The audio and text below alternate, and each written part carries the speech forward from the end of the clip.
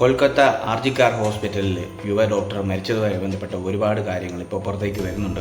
കാരണം പ്രതിയെ പിടികൂടിയിരുന്നു എങ്കിൽ പോലും അത് ആ ഒരു പ്രതി മാത്രമല്ല, ഇതിന് പുറകിൽ ഒരുപാട് പ്രതികളുണ്ടെന്നുള്ള രീതിയിലുള്ള വാർത്തകളാണ് വരുന്നത്.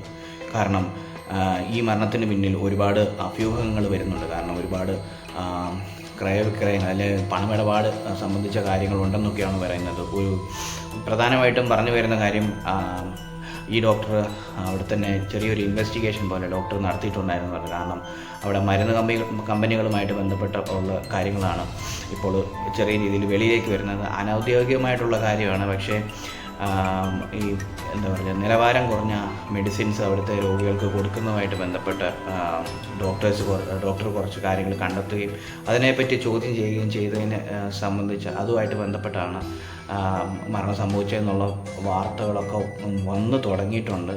മരണം സംഭവിച്ചതല്ല, ക്രൂരമായിട്ട് കൊലപ്പെടുത്തിയതാണ്. പക്ഷേ അത് മറയ്ക്കാൻ വേണ്ടിയിട്ട്, അങ്ങനെ ഒരു കാര്യം മറയ്ക്കാൻ വേണ്ടിയിട്ടാണ് ഇത്രയും ക്രൂരമായിട്ടൊരു കൊലപാതകം നടത്തിയെന്നുള്ള രീതിയിലാണ് വാർത്ത വന്നിരിക്കുന്നത്.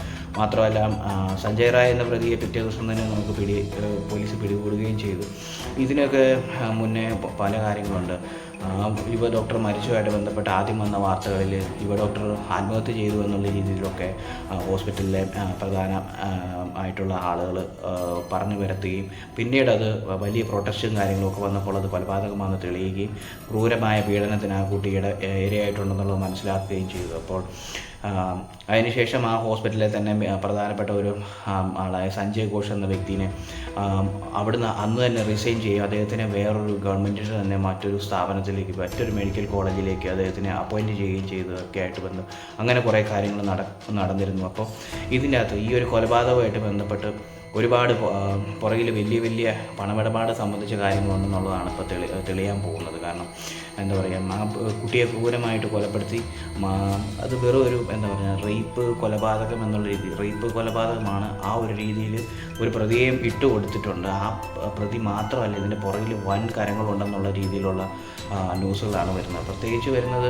അനൗദ്യോഗികമായിട്ടാണെങ്കിലും പറയുന്നത് ഈ മരുന്ന് കമ്പനികളുമായിട്ട് മരുന്ന് ലോബികളുണ്ട്. അതിൽ നിലവാരം കുറഞ്ഞ മരുന്നുകൾ ആ ഹോസ്പിറ്റലിലേക്ക് കടന്നു വരികയും അതിൻ്റെ കാര്യങ്ങൾ ഈ കുട്ടി മനസ്സിലാക്കിയതും ആയിട്ട് സംബന്ധിച്ച് ആണ് ഈ കുട്ടി അത് ചോദ്യം ചെയ്യുകയും ചെയ്തു.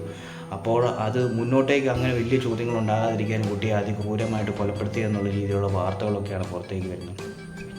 ഇന്നലെ 78ാം സ്വാതന്ത്ര്യദിനം ആഘോഷിച്ച ഇന്ത്യയിൽ ശരിക്കും നമ്മൾ സ്വാതന്ത്ര്യദിനമൊക്കെ ആഘോഷിച്ചെങ്കിൽ ഇവിടെ എന്ത് സ്വാതന്ത്ര്യമാണുള്ളത്?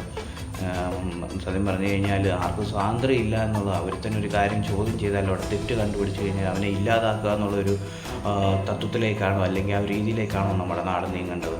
എന്തായാലും വരും ദിവസങ്ങളിൽ ഈ കേസ് ഏത് ലെവലിലേക്ക്, ഏത് രീതിയിലേക്ക് പോകും എന്നുള്ളതിനെക്കുറിച്ച് കണ്ടറിയാം. ഒന്നെങ്കിൽ അത് പണം മുടക്കി ആ കേസ് ഇല്ലാതാക്കും, അല്ലാത്ത പക്ഷം ഇതിലെ യഥാർത്ഥ പ്രതികൾ പിടികൂടപ്പെടും.